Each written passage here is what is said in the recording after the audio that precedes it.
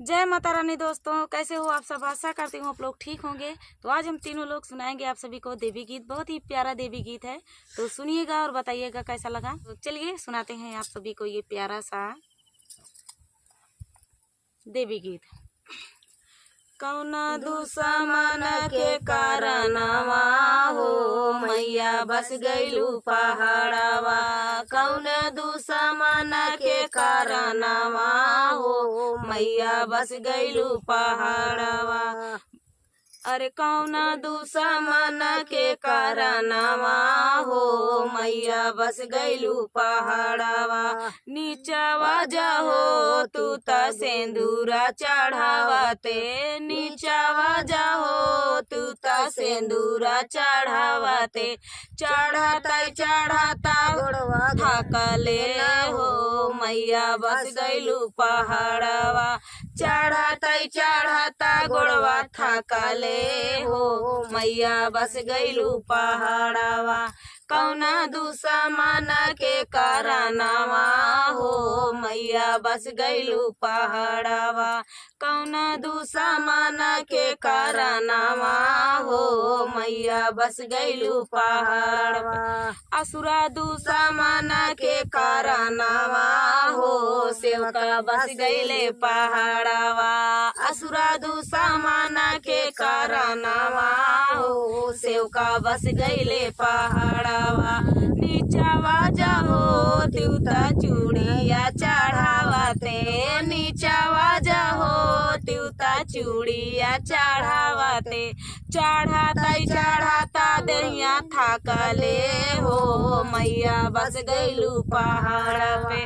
चढ़ाता दहिया थकले हो मैया बस गईलू पहाड़वा। कौना दुश्मन के कारणवा हो मैया बस गईलू पहाड़वा।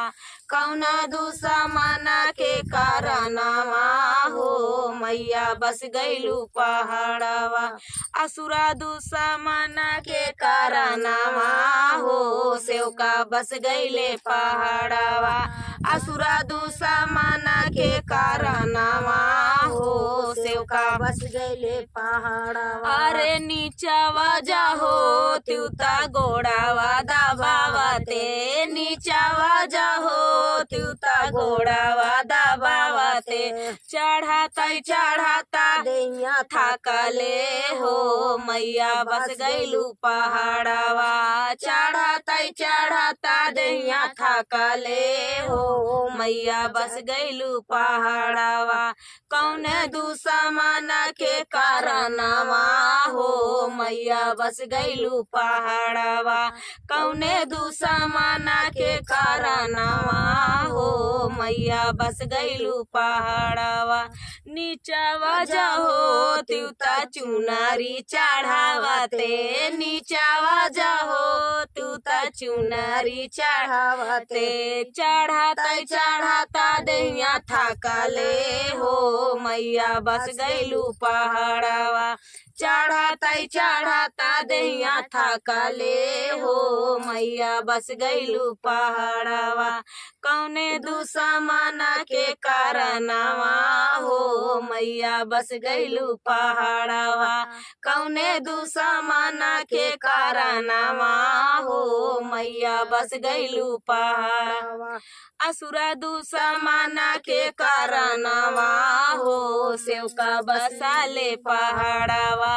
असुरा दुश्मन के कारणवा हो सेवका बसाले पहाड़वा। कौने दुश्मन के कारणवा हो मैया बसालू पहाड़वा। तो दोस्तों ये प्यारा सा देवी गीत आप सभी को कैसा लगा कमेंट में बताना दोस्तों। मिलते हैं नेक्स्ट वीडियो में, तब तक के लिए जय हो माता रानी।